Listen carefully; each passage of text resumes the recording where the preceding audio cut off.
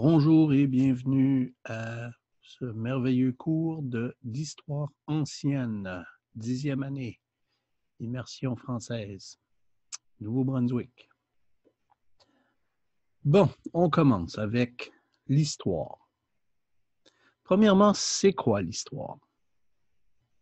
Bon, l'histoire, c'est la science qui étudie le passé humain dans son enchaînement. Donc, à chaque chose qui se passe et une à la suite de l'autre. L'enchaînement, c'est ça que ça veut dire, c'est un à la suite de l'autre.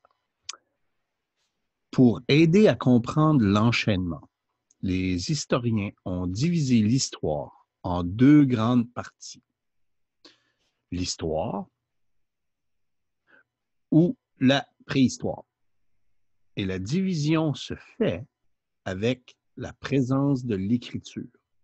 Donc, avant l'écriture, c'est la préhistoire, et après l'écriture, c'est l'histoire.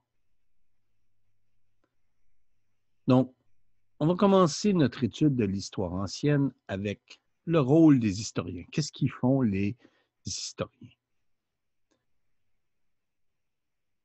L'historien, historienne, étudie l'histoire.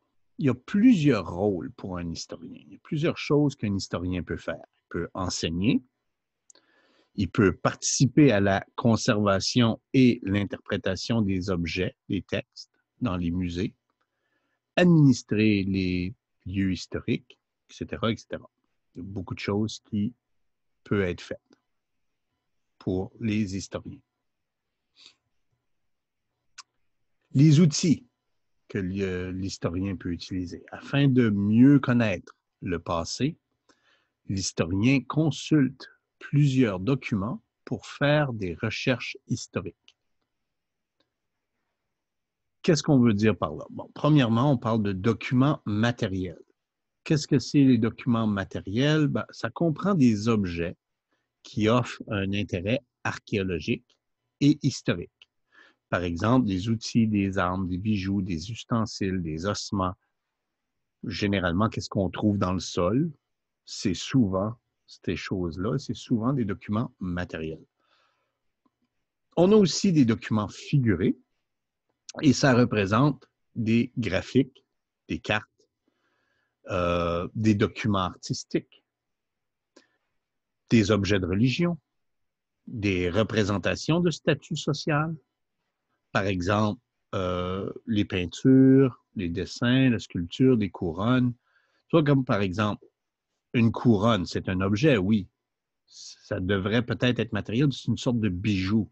Mais le bijou en question, qui est une couronne, fait quoi? Ça représente quelque chose. Ça représente quelque chose qui est la reine, le roi, etc. Donc, c'est figuré. Parce que c'est représenté, c'est figuré. Si c'est juste quelque chose pour être porté juste parce que c'est beau, un collier ou des choses comme ça, then, ça, c'est plus des documents matériels. Okay? Donc, c'est pour te donner la différence entre les deux. Souvent, les personnes ont de la misère à comprendre la couronne, puis la couronne, c'est comme un bijou. Oui, mais c'est pas vraiment pareil parce que la couronne, tu le mets pas tout le temps. C'est juste pour figurer comme un roi ou une reine, right? C'est la différence. Les documents écrits comprennent des ouvrages manuscrits, des ouvrages imprimés, par exemple, les journaux intimes comme le journal d'Anne Frank, par exemple, les baptistères, les journaux, les lettres, les livres, les sites web même. C'est des documents écrits. Et les documents audiovisuels, bon, mais là, on a tous les disques, les cassettes, les films, les photos, diapositives.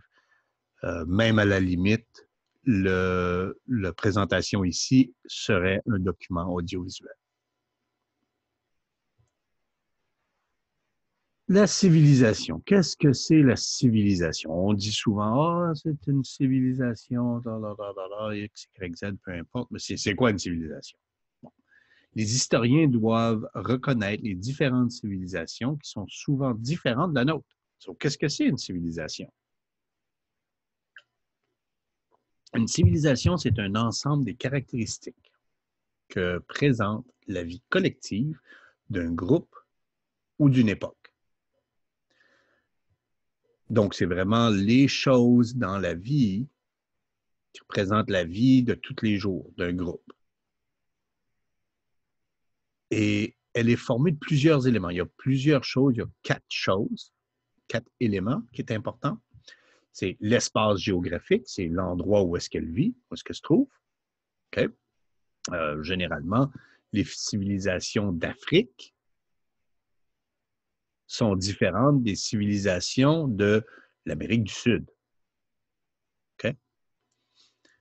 Les sociétés humaines organisées, par exemple, s'il y a des groupes, s'il y a si c'est évident qu'il y a des organisations d'un groupe, OK?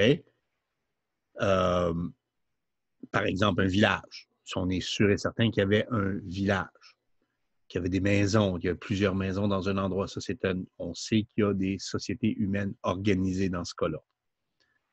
Culture, mentalité, c'est souvent reconnu par des écrits ou par des exemples physiques. Par exemple, Stonehenge est un monument pour les ancêtres, pour les morts, et on sait que c'était vraiment important pour les gens du néolithique. Donc, c'est culture, mentalité, right? On sait ça. Et une façon de voir le monde, une idéologie. C'est souvent reconnu par les écrits ou la religion, mais pas toujours. Par exemple, Göbekli Tepe, qui est un endroit en Turquie, il y a des sculptures avec des animaux mythiques dedans. Donc, on sait que des animaux qui ne sont pas possibles d'être aujourd'hui. OK? Donc, des animaux que tu regardes et tu fais comme ça n'a jamais existé, ces animaux-là. Donc, on sait que c'est une façon de voir le monde. On sait que c'est une idéologie. En fait, on sait même que c'est une religion, qu'il y avait des religions autour de ça. Autour de Göbekli Tepe, on est presque certain que c'est ça. Donc, ça te donne un exemple. Quand on parle d'histoire, on parle de temps et période de temps. So, comment est-ce qu'on divise le temps pour mieux le comprendre? Bon, les temps, c'est relatif. À l'échelle du temps cosmique, des milliards d'années, l'humanité est presque invisible. On n'est presque rien si on se compare au temps cosmique. À partir du Big Bang, aller jusqu'à aujourd'hui, les humains, ça n'a pas été là bien longtemps. À l'échelle du temps terrestre, comme la création de la Terre, environ 4 milliards d'années, plus ou moins, c'est à peine si on apparaît, c'est à peine si les humains sur la Terre, c'est... Bon, même au niveau du temps de la présence humaine, donc ça fait environ 3 millions d'années, plus ou moins, qu'on est ici, c'est difficile de délimiter des grandes périodes. Et plus on trouve, et en plus, oui, on trouve toujours des nouvelles choses qui repoussent le passé de plus en plus. Donc, plus ça avance, plus on dit, ah, regardons ça, toi. C'est beaucoup plus vieux que ce qu'on pensait. Le monde est beaucoup plus vieux qu'on pensait. Donc, comment faire pour parler du temps? Donc, il faut réduire l'échelle. Et généralement, on fait débuter l'histoire avec l'invention de l'écriture, l'organisation des grandes civilisations du Proche-Orient. Donc, on dit à peu près 5000 ans dans le passé, give and take a few. Comme c'est pas vraiment une, très, très, très précis, encore une fois, parce qu'on trouve différentes choses partout. Et tu vas voir là, comme un peu plus tard, quand on va parler de ça, on peut trouver des nouvelles choses qui vont, encore une fois, comme je disais, repousser le passé de plus en plus. Et ça arrive beaucoup ces derniers temps. On trouve beaucoup de choses. Une chose ici qu'on fait dans la 10e année, c'est que j'ai toujours des questions révision. OK, maintenant j'explique c'est quoi une question révision. C'est juste ça, c'est juste des questions qui vont te faire réviser les choses qu'il y a avant. Donc, si à chaque fois qu'il va y avoir une question révision, si tu dis ah, moi, la question révision, je ne veux pas les faire, fais-le pas, tu n'es pas obligé. Mais honnêtement, ces questions-là, c'est très bon pour te faire reviser toute la matière au complet. Et souvent, il y a peut-être des questions qui pourraient peut-être, éventuellement, peut-être se retrouver dans des quiz. Éventuellement, peut-être probable. C'est possible que je sois très paresseux et que je fasse copy-paste, peut-être. Ça, au fait sûr des savoirs. Et je ne vais pas te donner les réponses ici. C'est à toi de les trouver. C'est très simple. C'est dans la présentation. Donc, tu peux arrêter la vidéo, retourner en arrière, voir les réponses. Puis si tu ne sais pas, si tu ne trouves pas, si tu n'es pas certain, si tu n'es pas certaine, tu fais juste me le demander, puis je vais te le dire. OK? Donc, les questions. Qu'est-ce qu'est l'histoire? Quelles sont les deux grandes périodes de l'histoire? Quels sont les trois rôles les plus fréquents de l'historien? Quels sont les 4 types de documents utilisés par les historiens? Quels sont les éléments d'une civilisation? Et comment faire pour comprendre et parler du temps? All right. So, comme je t'ai dit, tu peux arrêter la vidéo ici, retourner, regarder, faire ce travail-là par toi-même. Puis, si tu veux faire sûr d'avoir la bonne réponse, tu peux me le demander. Puis, je te dirai si tu as fait, si les réponses sont bonnes ou pas. Donc, qu'est-ce que c'est que tu as trouvé? Les 4 grandes périodes historiques. Il y a 4 périodes historiques principales. L'Antiquité, le Moyen Âge, les temps modernes et l'époque contemporaine. L'Antiquité, c'est du 3e millénaire avant Jésus-Christ. OK, on fait AVJC, là, avant Jésus-Christ. Au 5e siècle après Jésus-Christ. Donc, ça, c'est toute la période de l'Antiquité. Donc, 3000 ans avant Jésus-Christ, puis jusqu'à 500 ans après. Le Moyen Âge, du 5e siècle au 15e siècle. Et ça, c'est la période, les deux périodes qu'on voit ici. Dans la classe, on voit l'Antiquité et le Moyen Âge. Les temps modernes, on parle de 16e siècle, 19e siècle. Ça, tu vas voir ça dans Histoire moderne, en 11e année. Et l'époque contemporaine, qui se trouve à être du 19e siècle à aujourd'hui. Bon, comment est-ce qu'on organise le temps? Il y a 4 grandes périodes là, qu'on organise le temps. On parle d'années, 365 jours, right? Les décennies, ça c'est des 10 ans, des siècles, 100 ans, et les millénaires, c'est 1000 ans. Le point de repère qu'on utilise dans le calendrier occidental, c'est le calendrier occidental, donc c'est avec la naissance de Jésus-Christ, l'année 0.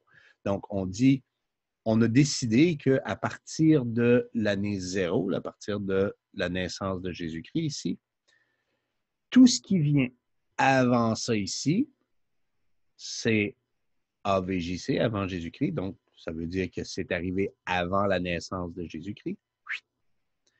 Et ça, c'est pour ce qui est avant. Et tout ce qui arrive après, on dit c'est après Jésus-Christ. OK? C'est simple. C'est très, très simple comme situation. On a juste pris une chose ici, OK? Puis on dit ça, c'est 0, puis ce qui est avant, c'est avant, puis ce qui est après, c'est après. C'est pour ça que tu vas voir des fois, par exemple, on va parler de quelque chose de oh, c'est arrivé à moins 200, entre moins 200 et moins 100. OK? C'est pas qu'on va backwards, là. C'est qu'on va par là. On dit c'est arrivé entre là puis là. OK? Donc, c'est la période ici qui est la plus vieille, la période ici qui est la plus jeune. Mais quand tu vas après, c'est le contraire. OK? Tu as déjà fait ça. Je suis certain que tu as déjà fait ça en maths à un moment donné. Où est-ce que c'est qu'on met le 0, puis le avant, puis après, là? C'est le même principe, la même chose. OK, on avance. Les chiffres romains. On utilise les chiffres romains beaucoup, OK? Dans les dates, par exemple, ou dans les différentes choses. On met souvent des chiffres romains, on utilise des chiffres romains. Et si tu ne sais pas qu'est-ce que c'est, qu'est-ce que ça veut dire, ben, c'est un peu difficile. Ça fait, je vais te le montrer, comme ça sera plus difficile. Chaque fois qu'il y a un 1, OK, c'est comme la lettre I. 5, c'est la lettre V. 10, c'est la lettre X. 50, c'est la lettre L. 100, c'est la lettre C. 500, c'est la lettre D. Et 1000, c'est la lettre M. OK, ça c'est toute la même chose. Ce serait en latin. Je ne parle pas latin, juste sache que c'est juste ça. OK? Donc, si on veut écrire 1999, 1999. 2006, donc le chiffre 0 n'existe pas pour les Romains, donc c'est 2000, donc 1000, 1000 avec 6. OK? 2020, 2000, 1000, 1000, 10 et 10. 2021, 1000, 1000, 10, 10, ça fait 21. 1492, 1000, ça c'est 500 moins 100, donc c'est 400. 92, ça fait 10, ça c'est 100 moins 10, ça fait 90, 12. Okay. Je vais expliquer ça plus en détail, comment faire.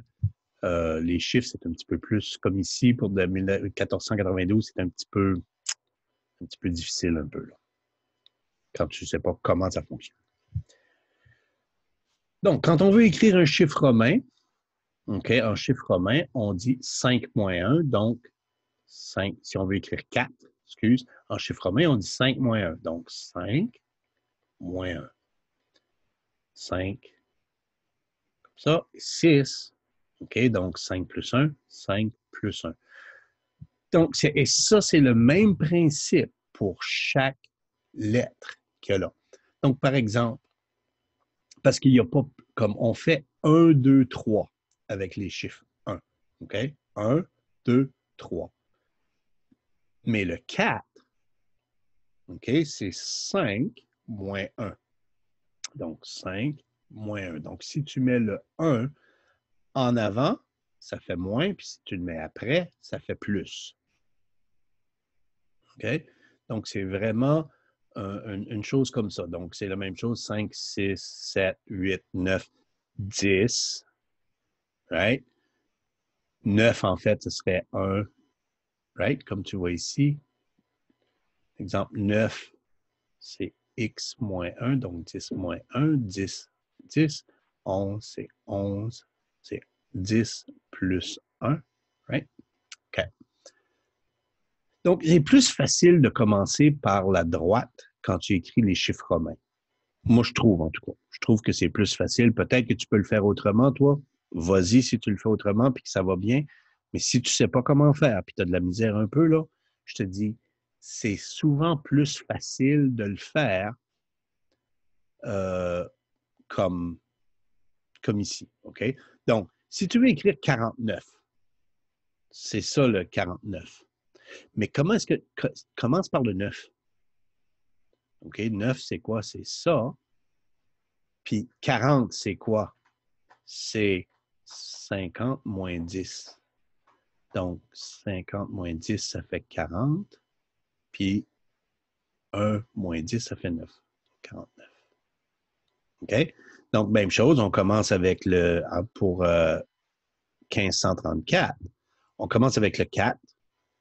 4, right? Ensuite, 30. Puis après, 500. Puis 1000. Donc, 1534. Si tu fais ça, c'est 4, 30, 500, 1000. Okay? C'est un peu difficile au début, mais avec le temps, ça devient beaucoup plus facile. C'est juste une question de pratique. Et donc, question révision.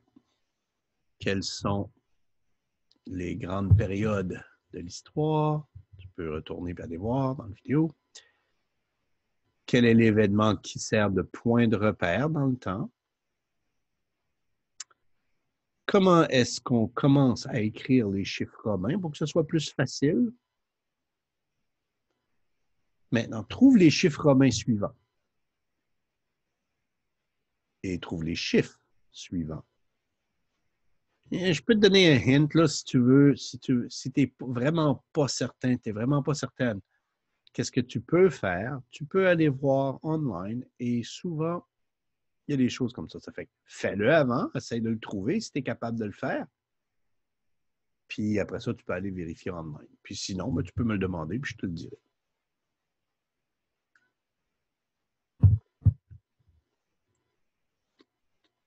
La formation de la vie sur Terre.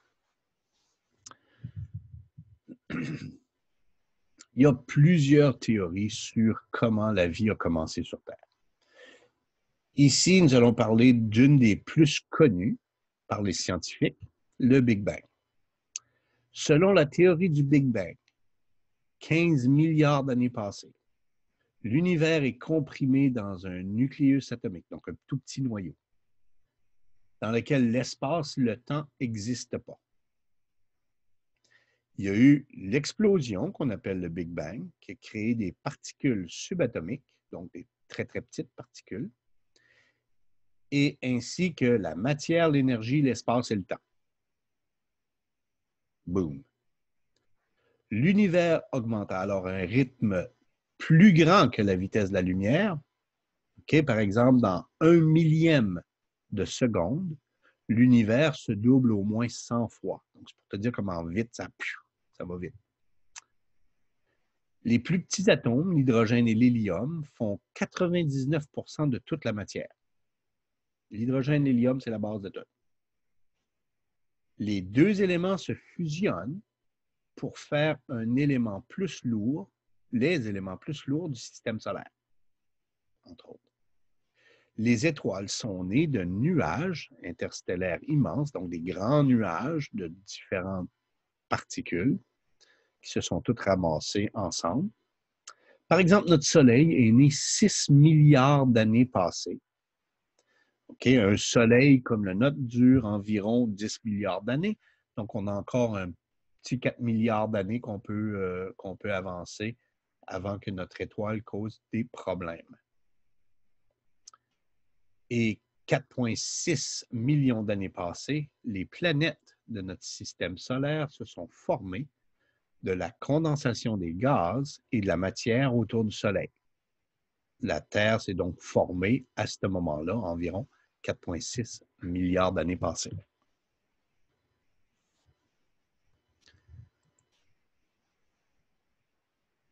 La théorie de l'évolution. L'évolution, c'est une théorie qui veut que le premier organisme vivant se soit développé à partir de la matière inanimée, donc la matière pas vivante.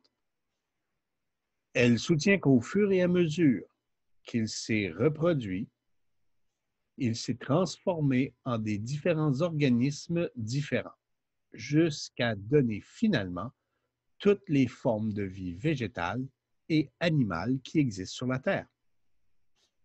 C'est Charles Darwin qui a élaboré l'évolution en premier dans son livre On the Origin of the Species de 1859.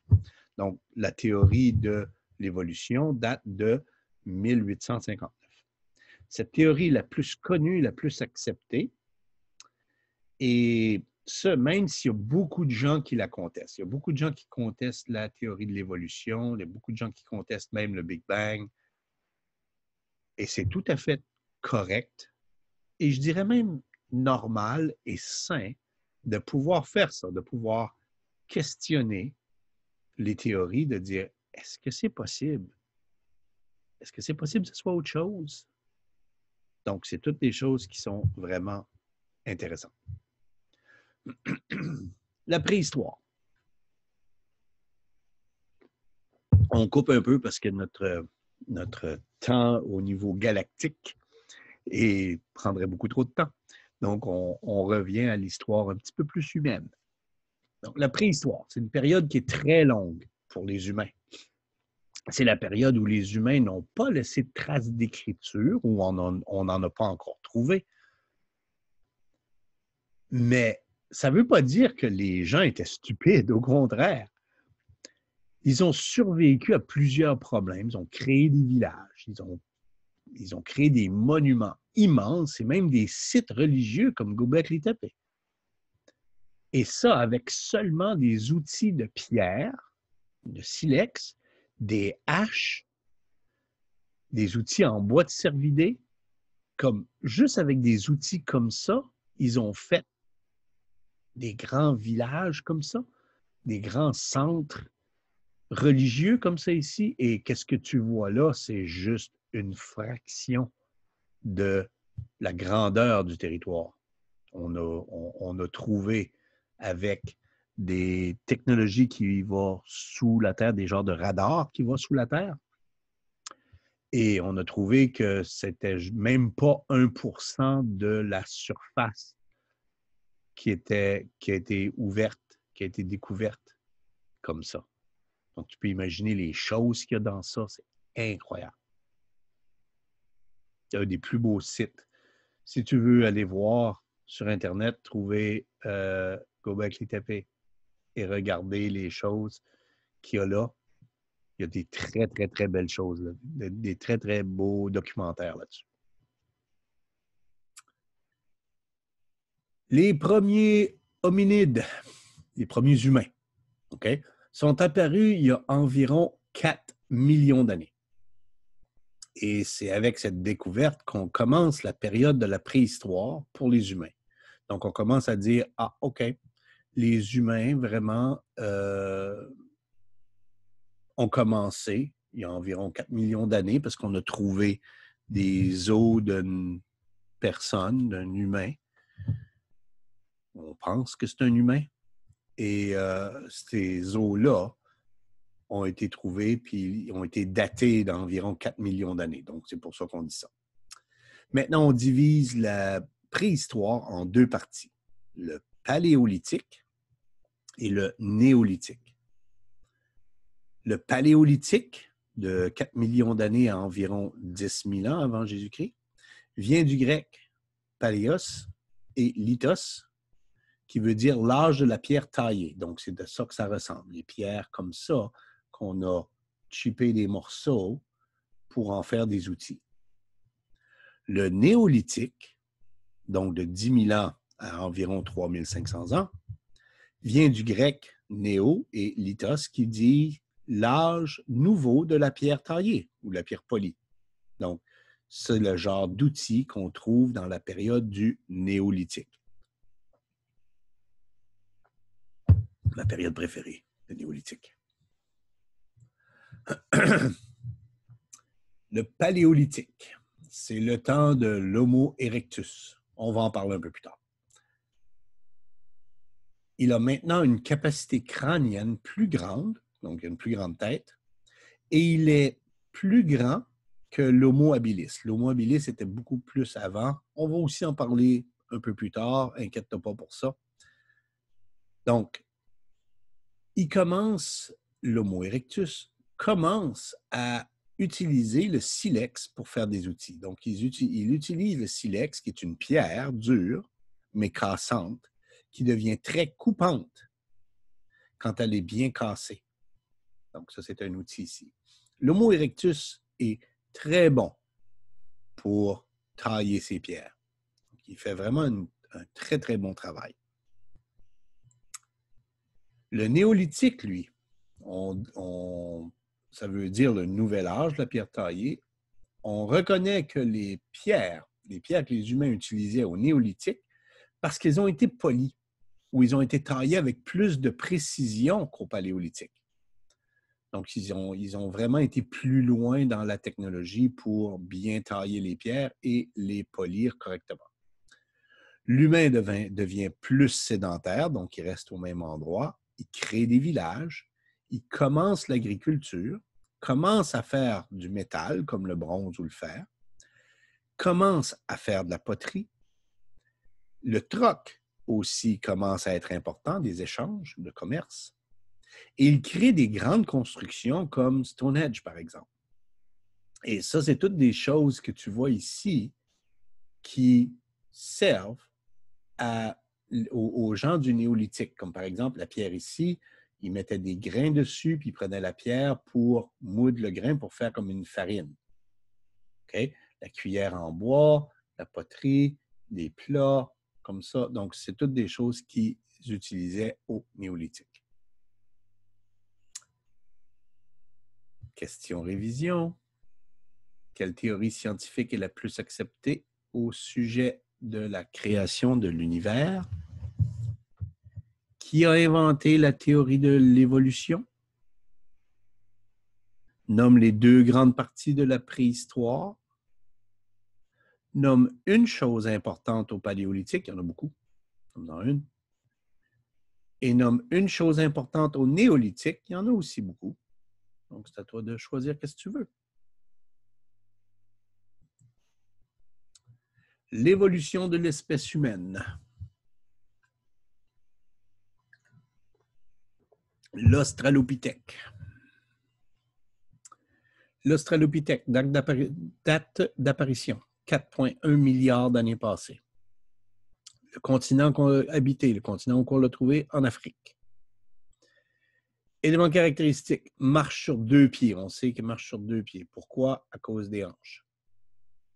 Mâchoire plus avancée. Ça ressemble plus comme un gorille. Très musclé. Comment est-ce qu'on sait très musclé? Dans les os, il y a des endroits où les muscles sont attachés par les tendons. Et quand c'est étiré plus, ça cause pas des problèmes, mais des endroits où on voit le stress des muscles sur les os. Okay? Donc, on sait qu'ils étaient très musclés. Le crâne est à environ un tiers du nôtre. L'apparence est un gorille. Puis on l'a appelé Lucie. Pourquoi est-ce qu'on l'a appelé Lucie? Bon, on l'a appelée Lucie parce qu'on sait que c'était une femme. Pourquoi? À cause de l'échancrure sciatique, bon, qui se trouve être juste ici. Pour les femmes, il faut que ça ici, ça soit plus grand. Right? C'est pour ça que les femmes ont des hanches. Soit plus grand pour pouvoir porter les bébés. Et il y a à l'intérieur ici comme une forme plus arrondie. Okay? Les hommes, la forme est plus triangle, comme ça, alors que la femme est beaucoup plus arrondie à l'intérieur. Encore une fois, pour permettre de porter et d'avoir les enfants. Et c'est comme ça que c'est. L'évolution de l'espèce humaine. L'Homo habilis, handyman. Date d'apparition, 2,5 millions d'années passées. Continent habité, où est-ce qu'on a trouvé? En Afrique. Il y a un crâne qui est plus grand que l'Australopithèque et il y a des dents comme l'humain d'aujourd'hui. Les outils ou inventions caractéristiques, l'Homo habilis est le premier à fabriquer et à utiliser des outils en pierre. Donc ça, c'est le crâne qu'on a trouvé. Et avec ça, on a refait les personnes. Il y a des personnes qui sont capables, parce qu'on a des bonnes parties du crâne, donc ils sont capables de refaire l'allure de qu'est-ce que la personne pouvait avoir d'air, right, avec ça. Donc, c'est pour ça qu'on a des visages comme ça, parce qu'on a refait les choses avec les crânes. L'Homo erectus. L'Homo erectus, date d'apparition, 2 millions d'années passées. Continent habité, surtout l'Afrique, l'Europe et l'Asie. Caractéristiques physiques, il marche droit, debout, il est massif, très musclé, il est grand. Il y a un plus grand crâne, mais la forme est différente du nôtre. C'est plus plat. Plus plat ici. Nous, c'est plus haut. Okay? Et c'est plus large à la base. Il y a une crête de sourcils massive, donc il y a des sourcils plus grands. Ici, la crête de sourcil, au-dessus des yeux. Comme tu vois ici, ils ont bien représenté ça, la crête de sourcil, le front plus plat ici. Right? Les outils ou inventions caractéristiques, ils chassent les animaux, cueillent les plantes. C'est le premier, l'Homo erectus, c'est le premier à utiliser le feu. Il commence à utiliser le feu. Il fait des outils en os, en pierre et en bois. Il vit dans des cavernes ou dans des trous. Et on sait qu'il utilise un langage parce qu'on sait qu'il y a des choses qui ont été faites qu'il n'y a pas de moyen, il n'y a pas d'autre moyen que d'utiliser un langage. Si tu commences à faire un village, par exemple, si tu commences à faire un groupe qui travaille ensemble, il faut qu'il y ait une communication pour sûr et on montre comme on voit les peintures, entre autres, sur le mur, on voit les outils. Il faut qu'ils soient capables de parler pour se enseigner ces choses-là. Ils n'ont pas le choix.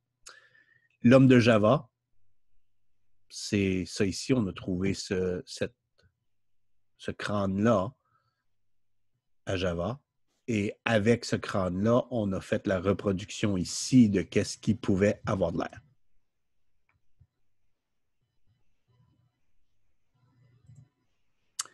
L'évolution de l'espèce humaine, l'Homo erectus. C'est avec l'Homo erectus qu'on peut dire pour la première fois qu'il y a une évidence d'organisation intelligente de la société, et certainement une intelligence humaine.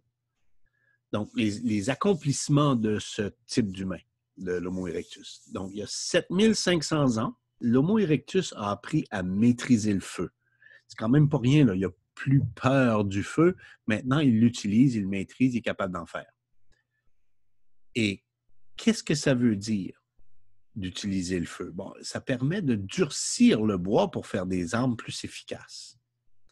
Ça permet aussi de faire cuire la nourriture.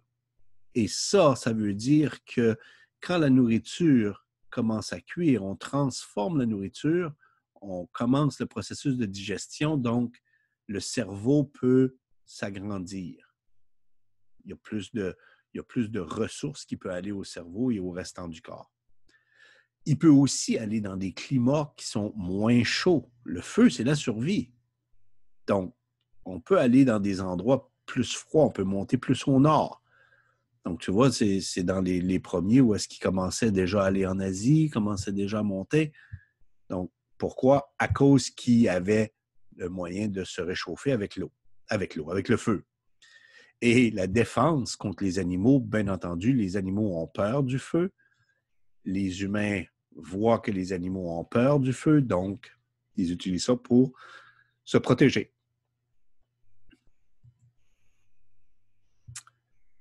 Autant que le feu, la chasse était importante pour la survie de l'Homo erectus. Il utilisait plusieurs techniques pour se procurer de la nourriture. Donc, les techniques qu'il utilisait, c'était les pièges pour attraper les animaux plus petits, la chasse vers les falaises pour attraper les animaux plus gros. Donc, on poussait les animaux vers la falaise, donc ils tombaient en bas, puis on pouvait les prendre. Et la chasse vers les endroits boueux, mud. Pourquoi? Parce que ça permet d'attraper les animaux plus rapides. Parce que s'ils étaient trop rapides, ils se sauvaient, ils allaient trop loin. Si on leur faisait peur puis qu'on les amenait dans un endroit boueux, ça les ralentit, c'est plus difficile à marcher et les humains pouvaient les attraper à ce moment-là. Les outils que fait l'Homo erectus avaient plusieurs utilités. On l'utilisait pour capturer les animaux, nettoyer les peaux, confectionner des vêtements, fabriquer du feu, couper des branches, etc., etc. Donc, tu vois ici, comme tu as une hache, ici, un autre type d'hache, lance, tête de lance. Ici, on a d'autres choses pour nettoyer, etc. Donc, pour ça, c'est pour la pêche. Donc, tu vois, plein de choses comme ça. Et on commence à voir que puisque tout le monde n'était pas habile à faire toutes les tâches, il y avait un partage des tâches et de la coopération entre les membres de la tribu. Donc, les gens qui étaient ensemble, il y avait des personnes qui étaient spécialisées dans une chose et pouvaient le montrer aux autres. Ça devient intéressant.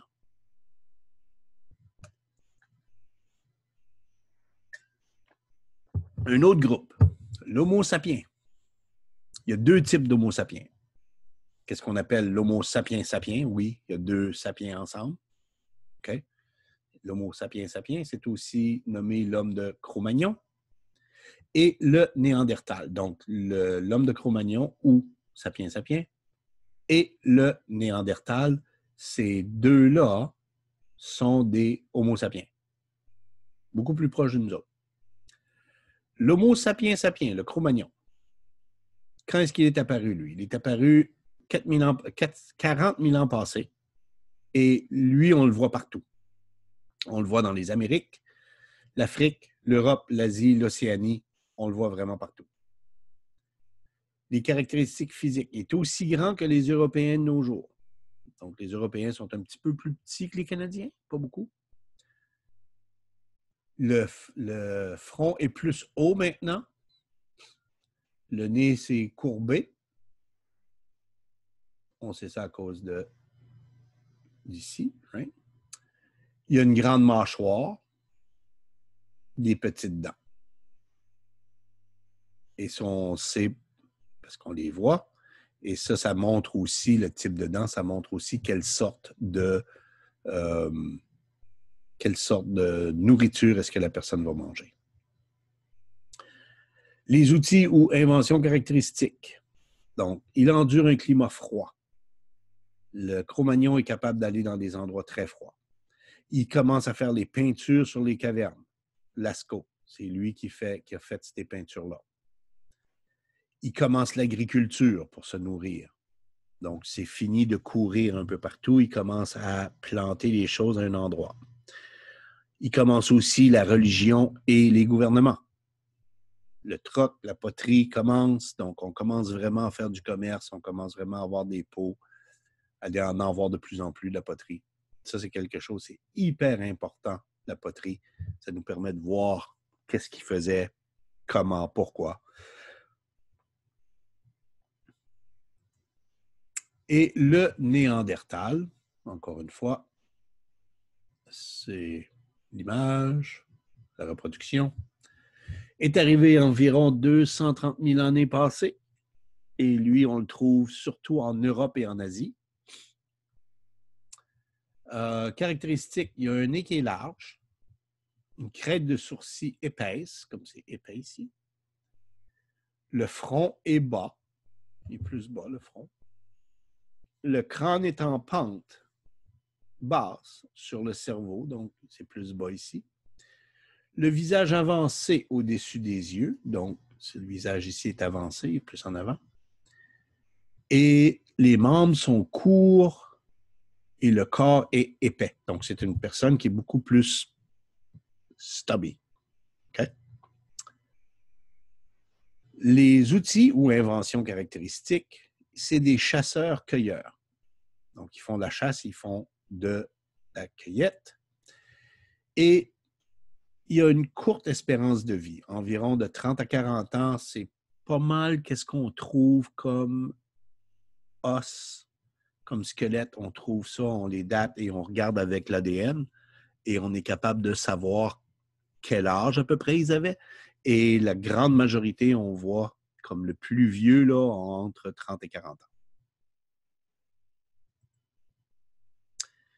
Et le dernier, question révision.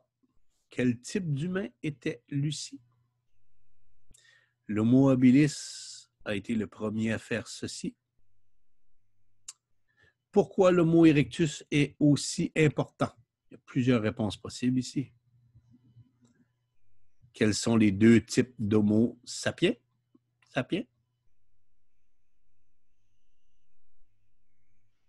Et nomme une chose importante de l'Australopithèque, nomme une chose importante de l'Homo habilis, nomme une chose importante de l'Homo erectus, nomme une chose importante du Cro-Magnon et nomme une chose importante du Néandertal.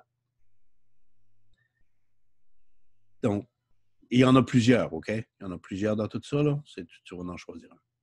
Et ici, c'est Homo sapiens sapiens. Je dois changer ça parce que c'est seulement Homo sapiens, non pas sapiens sapiens, mais ça, ce serait juste un des deux. Right? Donc, si tu veux les deux, c'est le type d'Homo sapiens. Donc, cross this one. Okidoki. À la prochaine. Faites attention à vous autres.